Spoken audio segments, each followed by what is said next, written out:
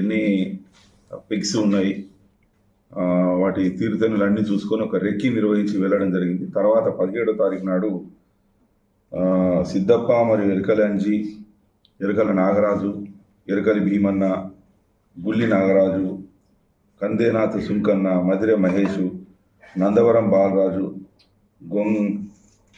సతీష్, ఈ మొత్తం 8 మంది వీళ్ళు ఒక బొలెరో వెహికల్లో వచ్చి వీళ్ళను ఎవరైతే కాపలాదారులు పరమేశ్వర స్వామి టెంపుల్ కింద చెరువు కట్ట కింద ఉన్న కాపలాదారులను విపరీతంగా కొట్టి, అందులో ఒక వ్యక్తి ఒక చేయి కూడా విరగొట్టి తీవ్రంగా గాయపరిచి వాళ్ళను భయభ్రాంతులకు గురి చేసి వాళ్ళని కదలనివ్వకుండా కట్టడి చేసి 30 పందులను బొలెరో వెహికల్లో తీసుకొని వెళ్ళడం జరిగింది. అయితే వీటి మీద కంప్లైంట్ తీసుకొని తెల్లవారి కేసు కట్టి సర్చెస్ స్టార్ట్ చేయడం జరిగింది. దీనిలో ఆత్మకూరు ఇన్స్పెక్టర్ మరియు ఎస్ఐలు అమర్చింత, ఆత్మకూరు ఎస్ఐ నరేందర్ మరియు వాళ్ళ constables, head constable Bheemayya, Satyanarayana Goud, Purushottam Kranti మరియు డిపిఓ స్టాఫ్ అయిన గోవింద్, మురళి వాళ్ళను ప్రత్యేక టీములుగా ఏర్పాటు చేసి అన్ని రకాలుగా సమాచారాన్ని సేకరించి సిద్ధు అలియాస్ ఎరకలి సిద్ధప్ప అలియాస్ భజంత్రి, ఇతను రాయచూరు జిల్లా కర్ణాటక రాష్ట్రానికి చెందినవాడు. ఎరకలి అంజి అలియాస్ ఆంజనేయులు, కొలిగొండ విలేజ్ ఆదోని మండల్ కర్నూలు జిల్లా చెందినవాడు. తర్వాత ఎరకలి నాగరాజు, ఇతను సిరుగుప్ప మండల్ బళ్ళారి జిల్లాకు కర్ణాటక చెందిన వ్యక్తులు. అంతేకాకుండా వీళ్ళతో పాటుగా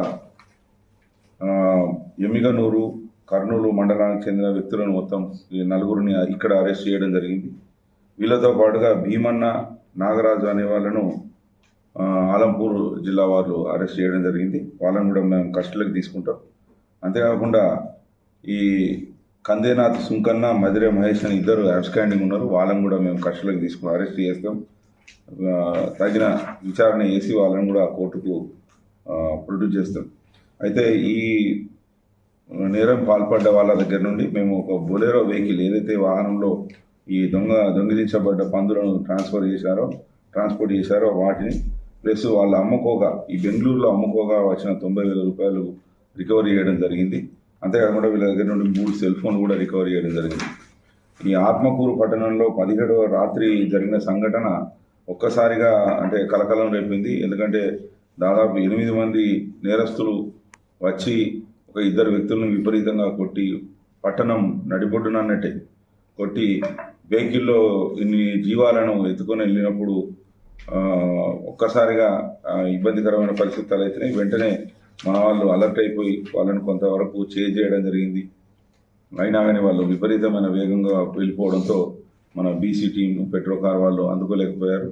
కానీ వాటిని వదలకుండా ఇమ్మీడియట్గా స్పెషల్ టీమ్స్ ఫామ్ చేసి వాళ్ళ యొక్క సమాచారాన్ని సేకరించి దాదాపుగా 8 మంది వ్యక్తులను మనం 4 ఇక్కడ, 4 ఆలంపూర్లో మరియు ఒక 2 అబ్స్కాండింగ్ ఉన్నారు.